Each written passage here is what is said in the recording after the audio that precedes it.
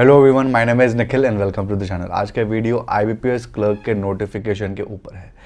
अभी रात के 1:45 इसका नोटिफिकेशन निकला है और इसकी वीडियो मैं अभी रिकॉर्ड कर रहा हूँ। जिसको बिल्कुल भी आइडिया नहीं है इसके बारे में, तो बैंकिंग सेक्टर की दूसरी सबसे बड़ी क्लर्क की रिक्रूटमेंट है हमारे देश में। सबसे नंबर 1 पे माना जाता है एसबीआई क्लर्क को और उसके बाद आईबीपीएस क्लर्क को माना जाता है। आईबीपीएस क्लर्क हालांकि एसबीआई क्लर्क से ज़्यादा बड़ी रिक्रूटमेंट है नंबर ऑफ स्टूडेंट और नंबर ऑफ वैकेंसीज के हिसाब से, लेकिन सैलरी के हिसाब से, बच्चों की पसंद के हिसाब से एसबीआई क्लर्क इससे ऊपर है। तो आज के इस वीडियो में डिटेल हम लोग डिस्कशन करने वाले हैं इसी नौकरी के ऊपर। बैंकिंग सेक्टर में क्लर्क की नौकरी है और इसके प्रमोशन होकर के जनरल मैनेजर तक बन जाते हैं, तो इसको आप हल्के में मत लेना, अच्छी खासी ये भी नौकरी है। तो आइए वीडियो के स्लाइड के ऊपर चलते हैं और देखना शुरू करते हैं इस नौकरी की डिटेल। तो आईबीपीएस क्लर्क 2023 की नोटिफिकेशन है, ये 13th रिक्रूटमेंट है आपकी आईबीपीएस क्लर्क की। इसका आज हम लोग डिटेल डिस्कशन करने वाले हैं। सारे पॉइंट्स के ऊपर हम लोग बात करेंगे, नोटिफिकेशन देखेंगे, एलिजिबिलिटी क्राइटेरिया के आपके सारे डाउट क्लियर करूंगा, पोस्ट आपको बताऊंगा, ट्रेंड बताऊंगा, कितनी पोस्ट निकली है, कितनी पोस्ट निकल सकती है, हर एक चीज़ पे बात करेंगे। सैलरी के बारे में बात करेंगे, प्रमोशन बताऊंगा आपको कहाँ से कहाँ तक होगा, पैटर्न आपको बताऊंगा कि आखिर एग्जामिनेशन में फेज़ 1 है कि नहीं, फेज़ 2 है कि नहीं, इंटरव्यू है कि नहीं, आपका सेक्शनल कट ऑफ है कि नहीं, हर चीज़ पे बारे में बात करेंगे। सिलेबस देखेंगे, बेस्ट किताबों के बारे में बताऊंगा, सिंगल किताब भी बताऊंगा जो बेस्ट है इस नौकरी के लिए, कट ऑफ का ट्रेंड हम लोग देखने वाले और प्रीवियस ईयर पेपर्स हम लोग देखेंगे। लिंक डिस्क्रिप्शन में अवेलेबल है इन सारी की सारी चीज़ों की, आप एक बार ज़रूर चेकआउट करना। आपको इसका फॉर्म भी अप्लाई करना होगा, नोटिफिकेशन आउट करना होगा, सबकी लिंक आपको डिस्क्रिप्शन में मिल जाएगी। तो चलिए सबसे पहले हम डेट देख लेते हैं। डेट की बात करें तो 1 जुलाई से लेकर के 21 जुलाई तक आप इस फॉर्म को अप्लाई कर सकते हो। सेम आपका एसएससी एमटीएस के ही जो डेट है वही है। अगर आपने एसएससी एमटीएस वाला वीडियो नहीं देखा है तो nowhere Nikhil SSC MTS search कर ले, वरना मैं लिंक दे दूंगा डिस्क्रिप्शन में, आप एक बार उस वीडियो को भी देख लीजिए। अगर आपका एमटीएस का फॉर्म भरने का मन होगा तो उसको भी भरिएगा, उसको कोई भी 10th पास अप्लाई कर सकता है। ठीक है, तो देख लेते हैं हम लोग आगे। फी पेमेंट करने का भी यही डेट है, 21 जुलाई आखिरी डेट है। इसके बाद ये डेट्स हमारे प्री एग्जामिनेशन ट्रेनिंग वाले हैं। ठीक है, इसके बाद जो प्रीलिम्स एग्जामिनेशन है इसका, जो कि टायर 1 सबसे पहला एग्जामिनेशन है, वो अगस्त के एंड में या फिर सितंबर के फर्स्ट वीक में होगा। उसके बाद आपका रिजल्ट भी सितंबर के एंड तक निकल जाएगा। आपका इसका कॉल लेटर मेंस का आ जाएगा सितंबर में ही, और आपका अक्टूबर में लगभग एंड में आप लेके चलिए मेंस का एग्जामिनेशन होगा। अप्रैल 2024 तक तो आपकी प्रोविजनल अलॉटमेंट हो जाएगी, आप ज्वाइनिंग करने वाले होंगे। ठीक है, तो काफ़ी फास्ट प्रोसेस रहता है इसके अंदर। तो हमने देख लिया डेट, अब हम लोग आते हैं नेक्स्ट स्लाइड के ऊपर। नेक्स्ट स्लाइड में हम लोग बात करने वाले हैं कोर्सेज के ऊपर। आईबीपीएस क्लर्क का प्री और मेंस दोनों होता है और ये एग्जामिनेशन थोड़ा सा टफ होता है बिकॉज ऑफ कंपटीशन, और इसके टाइम भी काफ़ी कम होती है। तो इस तरीके के एग्जामिनेशन के लिए कोर्सेज की रिक्वायरमेंट होती है और आप लोग हमेशा पूछते ही हो। तो यहाँ पर जो कोर्स मैं यहाँ पर रिकमेंड करता हूँ आपको, वो है अड्डा 24/7 का IBPS clerk power pack batch. इसके अंदर प्रीलिम्स और मेंस दोनों की इकट्ठी तैयारी आपकी होगी। आप देख सकते हो क्या क्या चीज़ें मिलने वाली हैं आपके पास। यहाँ पे लाइव क्लासेस मिलने वाला है, टेस्ट सीरीज मिलने वाला है, क्रैश कोर्स मिलने वाला है, आपको डेली प्रैक्टिस पेपर्स मिलेंगे, आपको हैंड रिटन नोट्स मिलेंगे, 200 घंटे से ज़्यादा आपके लाइव प्रीलिम्स के क्लासेस होंगी, 300 घंटे से ज़्यादा आपकी लाइव मेंस की क्लासेस होंगी। याद रखिए ये लाइव है, रिकॉर्डेड क्लासेस तो और बहुत सारी आपके पास ऐसी अवेलेबल पड़ी रहती है। 700 से ज़्यादा स्पेशली डिज़ाइंस वीडियोस होंगे आपके मेंस की प्रिपरेशन के लिए। 24 घंटे अवेलेबल होगा आपके लिए ये वीडियोस, कभी भी रात में दिन में आप खोल के इनको देख सकते हो। लाइव डाउट रूम होगा आपके पास, आपके डाउट्स क्लियर किए जाएंगे अड्डा 24/7 के ऐप में। मंथली मेंटरशिप सेशन होगा, मतलब जो टॉपर्स आएंगे वो आपको बताएंगे, गाइड करेंगे कि किस तरीके से प्रिपरेशन की जाए एग्जामिनेशन को क्रैक करने के लिए, और वीकली टॉपिक बेस्ड वर्कशॉप भी होगा।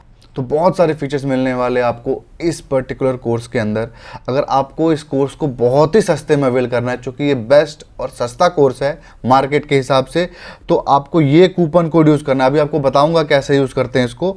ये कूपन कोड यूज़ करना है और 2 जुलाई से पहले करिएगा, क्योंकि 6 मंथ प्लस 6 मंथ की वैलिडिटी आपको मिल जाएगी। 1 साल के अंदर आईबीपीएस क्लर्क का पेपर दोबारा आ जाएगा, तो आपकी तैयारी दोबारा हो सकती है। तो आईबीपीएस क्लर्क की डबल वैलिडिटी के लिए 2 जुलाई से पहले आप इसको परचेस कर लीजिएगा। लिंक डिस्क्रिप्शन में अवेलेबल है। एक बार बता देता हूं आपको कि कैसे इसको सस्ते में ले रहे हैं। तो आपको नीचे दिए गए लिंक पे क्लिक करना है। ऐप तो आपके पास पहले से इंस्टॉल्ड होगा और आपके पास ये पेज खुल जाएगा, और जैसे ही आप ये पेज खोलोगे आपके सामने एक कोर्स दिख जाएगा। सबसे ऊपर लिखा है डबल वैलिडिटी, और आप देख सकते हो इस कोर्स का प्राइस 10,000 रुपये है। अवेलेबल ऑफर पे आपको क्लिक करना है और यहाँ पर मेरा कूपन कोड लगाना है आपको KNI77 और आपको अप्लाई, और आपको ये टिक भी कर देना है यहाँ पे कॉइन्स, और फिर उसके बाद अप्लाई करना है। 10,000 का कोर्स मात्र 2,199 रुपये में आपके लिए अवेलेबल हो जाएगा। आप देख सकते हो इस कोर्स के फीचर, प्रोडक्ट डिस्क्रिप्शन पर क्लिक करके आप सारे फीचर्स भी देख सकते हो, और ये one of the best course है जिसको आप अवेल कर सकते हो।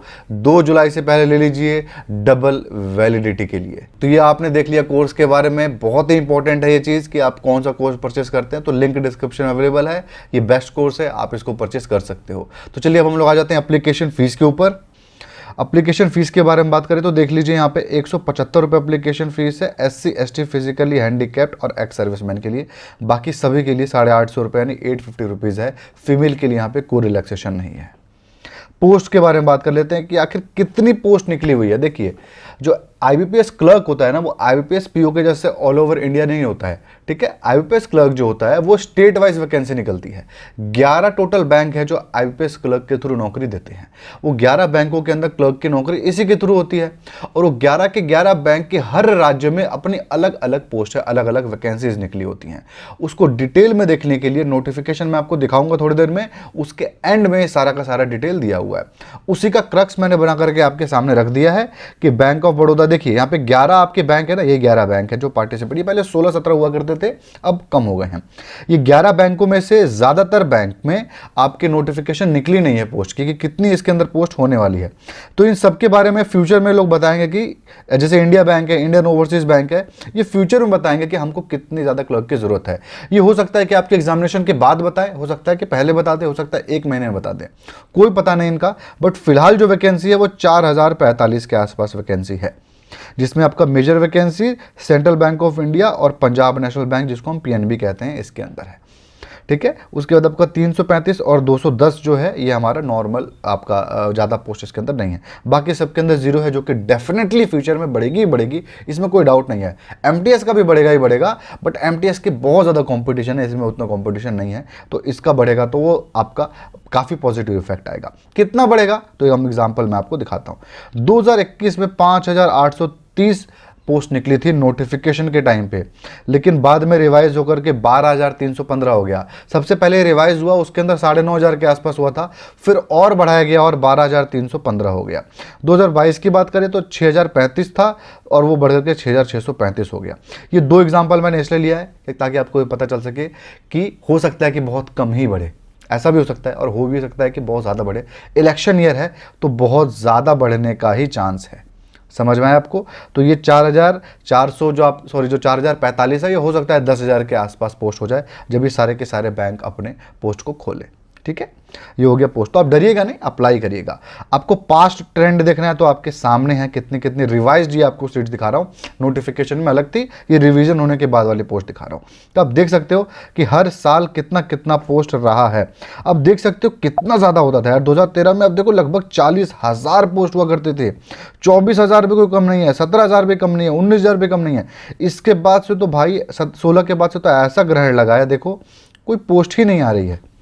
बहुत कम पोस्ट इनको बोला जाएगा। इन सबको मिला दिया जाए ना तो वो इसके आसपास पहुंच जाएगा जितनी पोस्ट 2013 में निकली थी। तो काफ़ी ज़्यादा कम हो गया है। इसके बारे में हमने कैंपेन भी चलाया था 2 साल पहले, लेकिन उसका कुछ हुआ नहीं। बहुत हमने कैंपेन चलाया था IBPS के लिए। तो क्या मल्टीपल पोस्ट के लिए अप्लाई कर सकते हैं? यहाँ पर मैं आपको बता दूँ, राज्यों के हिसाब से यहाँ पर है। तो क्या आप कई राज्य से अप्लाई कर सकते हो? जी बिल्कुल नहीं, आप सिर्फ और सिर्फ किसी एक ही राज्य से अप्लाई कर सकते हो। और इसी के बाद हम लोग एलिजिबिलिटी क्राइटेरिया के ऊपर आ जाते हैं, जिसमें सबसे पहला एज की बात कर लेंगे। एज की बात करें तो कोई भी 20 साल से 28 साल के बीच का मेल फीमेल इसको अप्लाई कर सकता है। ट्रांसजेंडर भी। एज आपकी कैलकुलेशन होगी 1 जुलाई 2023 से। आप इसको समझ में आया? और डेट यहाँ पर लिखा हुआ है, इसके बीच में आपका डेट ऑफ बर्थ होना चाहिए।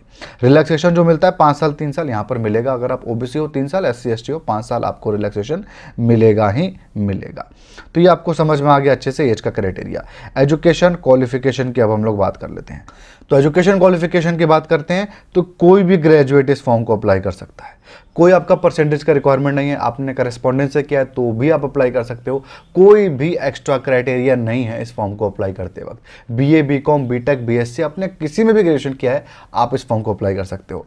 ग्रेजुएशन की डिग्री आपको इस फॉर्म के जो लास्ट डेट है ना भरने की तब तक आपको चाहिए। आपका ऑनलाइन रिजल्ट निकल चुका हो तो आप अप्लाई कर सकते हो। तो फाइनल ईयर के बच्चे हैं ना, जिनका रिजल्ट अगले साल निकलने वाला है या फिर इसी साल के एंड में निकलने वाला है, वो नहीं अप्लाई कर सकते हैं, या वही बच्चे अप्लाई करें जिनका रिजल्ट अभी इस फॉर्म को भरने तक निकल जाए तो आप अप्लाई कर सकते हो। ठीक है, ये आपका हो गया। इसके अलावा आपको एक यहाँ पे कंप्यूटर प्रोफिशिएंसी के बारे में कहा जाता है कि हाँ, आपको कंप्यूटर नॉलेज होना यहाँ पे ज़रूरी है। देखिए, कंप्यूटर नॉलेज का मतलब आपको कंप्यूटर का बीटेक या फिर बीएससी कंप्यूटर साइंस नहीं चाहिए। कंप्यूटर आपने एक सब्जेक्ट पढ़ा हो लाइफ में कभी भी तो आपका काम चल जाएगा।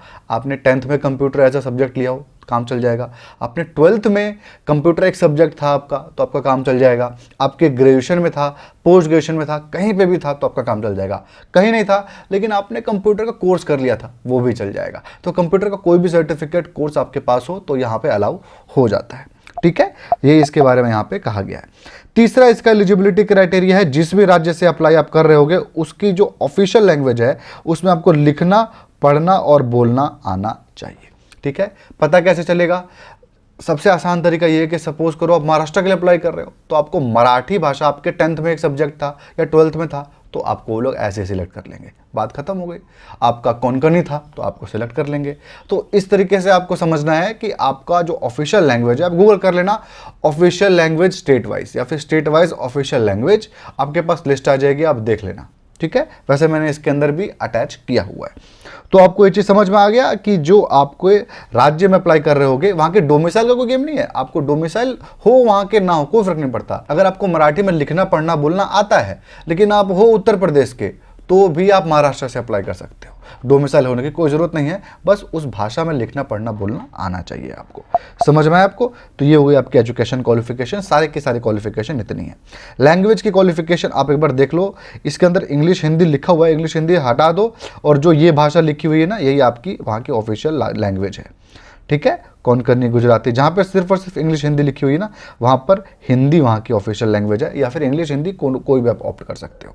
ठीक है, मोस्टली सभी राज्यों में इंग्लिश तो एक सब्जेक्ट मतलब एक लैंग्वेज होता ही है, लेकिन आपको अच्छे से गूगल कर करके ये चीज़ कर लेना है। स्टेट वाइज आप लोग ये डाउनलोड कर लेना, वैसे मैं दे दूंगा आपको लिंक डिस्क्रिप्शन में दे दूंगा कि आप स्टेट वाइज वहाँ से देख सकते हो। ठीक है, सैलरी और प्रमोशन के बारे में बात कर लेते तो देख लीजिए, सैलरी ग्रॉस सैलरी आपकी 32,024 रुपये आएगी। ये आपकी इन हैंड सैलरी होने वाली है। काफ़ी ठीक ठाक सैलरी है और ये सैलरी बहुत ज़्यादा बढ़ती है बैंकिंग सेक्टर के अंदर। इसके अलावा आपको लोन की फैसिलिटी मिलती है, बहुत कम परसेंटेज पे आपको लोन मिल जाता है। इसके अलावा प्रमोशन के बारे में बच्चे बहुत सोचते हैं कि सर क्लर्क बनेंगे, प्रमोशन कैसा होगा कैसा नहीं होगा पता नहीं। देखिए, आप क्लर्क बनोगे ना तो ऑफिस असिस्टेंट, देखो आप क्लर्क बनोगे ना तो आप असिस्टेंट मैनेजर की जिसको आप बैंक पीओ बोलते हैं यहाँ तक पहुँच सकते हो। अगर आप एक इंटरनल एग्जामिनेशन होता है उसको क्रैक अगर नहीं करोगे किसी भी सरकारी डिपार्टमेंट में तो प्रमोशन नहीं मिलता है, वो तो आपको क्रैक करना ही पड़ता है। कम से कम आपको 4 साल की सर्विस चाहिए तो आप प्रमोशन के लिए एलिजिबल हो जाते हो, आप प्रमोट हो सकते हो। ठीक है, इसके अलावा मैं आपको बता दूं कि अगर आपने जैब कैब का पेपर निकाल दिया तो आपको बहुत ही तुरंत बैंकिंग सेक्टर के अंदर प्रमोशन मिल जाएगा अगर आपने वो कर रखा है तो। इसके अलावा आपको बता दूं, नॉर्मली आपका मैनेजर अगर आप बनना चाहते हो, बैंक में क्लर्क ज्वाइन किए हो तो मैनेजर बनते बनते आपको लगभग 12 साल से 15 साल तक कम से कम लगेगा ही लगेगा, तब आप मैनेजर बन पाओगे। ठीक है, ज़्यादातर लोग को मैंने देखा है चीफ मैनेजर से रिटायरमेंट ले लेते हैं, इससे ज़्यादा नहीं हो पाता है। और जो ये असिस्टेंट जनरल मैनेजर हैं ये आप पोस्ट लेके चलो, आपका बेंचमार्क पोस्ट है, इससे ज़्यादा ऊपर आपका लगभग नहीं होगा प्रमोशन। ठीक है, ये 2 स्पेशल केस है जो बहुत अच्छा काम करते हैं, उनका प्रमोशन जनरल मैनेजर तक हो जाता है क्लर्क कैडर के अंदर। तो ठीक ठाक प्रमोशन बोल देंगे, कम नहीं बोल देंगे। सीजीएल के अंदर आपको 3 से 4 प्रमोशन में खत्म हो जाएगा करियर। यहाँ पे देख रहे हो 5-5, 6-6 प्रमोशन है तो काफ़ी अच्छा है, ऐसा नहीं है। एग्जामिनेशन पैटर्न के ऊपर आ जाते हैं कि भाई अगर कौन से प्रोसेस से गुजर के नौकरी लगने वाली है, सैलरी तो देख लिया, प्रमोशन देख लिया, पैटर्न बताइए सर। तो देखो यहाँ पे प्रीलिम्स एग्जामिनेशन है, मेंस एग्जामिनेशन है, उसके बाद अलॉटमेंट है, कोई इंटरव्यू नहीं है।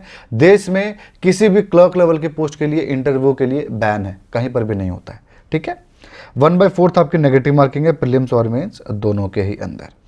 और आपका जो मेंस का मार्क्स होगा ना उसी पे मेरिट लिस्ट बनेगा, प्रीलिम्स आपका बस क्वालिफाइंग है। ठीक है, तो ये देख लो आप प्रीलिम्स का पैटर्न आपके सामने है। इसके अंदर इंग्लिश का आपका एक पेपर होगा, 30 क्वेश्चन 30 मार्क्स, सॉल्व करने के लिए 20 मिनट मिलेगा।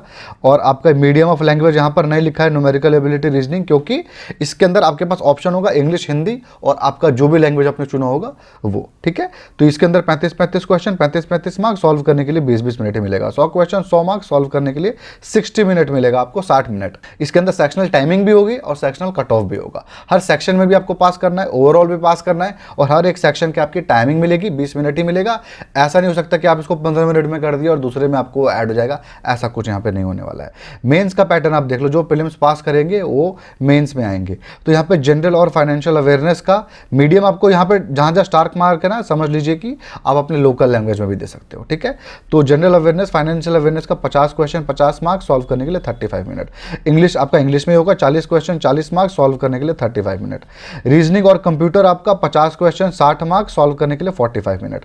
आपका क्वांट है 50 क्वेश्चन 50 मार्क्स, सॉल्व करने के लिए मिलेगा आपको 45 मिनट। तो आपका टोटल कितना हो गया? टोटल हो गया आपका 190 क्वेश्चन 200 मार्क्स, सॉल्व करने के लिए आपको 160 मिनट मिल रहा है, जो कि काफ़ी सफिशियंट है यहाँ पे, ठीक है। ये हो गया आपका पैटर्न। जो इसको पास करेगा, बस कुछ नहीं, पास कर लिया तो हो गया काम उसका।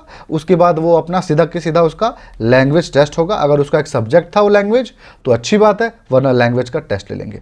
कौन सी भाषा आप ऑप्ट कर सकते हो, यहाँ पे जो स्टार मार्क है ना, वो यहाँ पर मैं आपको दिखाता हूँ। देखो आप ध्यान से, यहाँ पर अगर आप अंडमान निकोबार राज्य से अप्लाई कर रहे हो तो इंग्लिश और हिंदी आपके पास 2 ऑप्शन होगा। आंध्र प्रदेश से कर रहे हो तो हिंदी इंग्लिश के अलावा आपको पास तेलुगु भी ऑप्शन होगा। ऐसे ही आपके पास ये सारे ऑप्शन अवेलेबल हैं। सॉरी, हाँ, ये देख लो, आपके पास सारे ऑप्शन अवेलेबल हैं, यही ऑप्शन आपको चुनने हैं। अगर आप पौंडीचेरी से कर रहे हो तो इंग्लिश हिंदी के साथ तमिल तेलुगु आपके पास है और मलयालम है। कई भाषाएं हैं जिसके आप ऑप्ट कर सकते हो। हाँ भाई, मुझको मलयालम में पेपर देना है, आपको समझ में आया। और वहाँ पर जब आप पेपर दे रहे होगे, इंग्लिश हिंदी दोनों आपके पास अवेलेबल तो होगा ही होगा, सबके लिए अवेलेबल होगा, ठीक है। तो ये आपके पास भाषाएँ हो गई चुनने के लिए। इसके अलावा बुक्स पे आ जाते हैं कि भाई कौन सी किताबें बेस्ट है इस नौकरी को क्रैक करने के लिए, सब बता दो अब। तो देखिए, अगर आप एसएससी एमटीएस और ये दोनों की तैयारी करना चाहते हो एक साथ, तो थोड़ा सा मुश्किल पड़ जाएगा। इसके साथ आरबीआई असिस्टेंट की तैयारी कर लो, आईबीपीएस आरआरबी पीओ वाला और क्लर्क वाला आपने फॉर्म भरा होगा, मैंने बताया था, तो उसके साथ इसकी तैयारी ज़्यादा अच्छे तरीके से हो सकती है। तो ये आप पैटर्न फॉलो कर लो, ज़्यादा अच्छा रहेगा। तो अगर आपने आईबीपीएस आरआरबी वाली बुक ले ली है ना, जो मैंने रिकमेंड की थी, तो आपको यहाँ किताब लेने की जरूरत नहीं, वो डायरेक्ट यहाँ पे काम आ जाएगा। हुआ ना फ़ायदा, ये सबसे बड़ा फ़ायदा है। नहीं है अगर आपके पास वो किताब, क्लर्क ही आपका मेन टारगेट, तो देखिए आईबीपीएस क्लर्क के लिए दिशा पब्लिकेशन की किताब वन ऑफ द बेस्ट किताब में से एक है। इसके अंदर आपका सबसे अच्छी बात यह है कि प्रीवियस ईयर के पेपर दिए हुए हैं, सारे के सारे टॉपिक्स के इसके अंदर क्वेश्चंस भी दिए हुए हैं, और आपके यहाँ पर जो इनका ऑनलाइन जो चीज़ें हैं ना, आपको क्लासेस वगैरह वो भी फ्री में अवेलेबल है। तो ये काफ़ी अच्छी किताब है, लिंक डिस्क्रिप्शन अवेलेबल है, आप चाहो तो इसको चेकआउट कर सकते हो।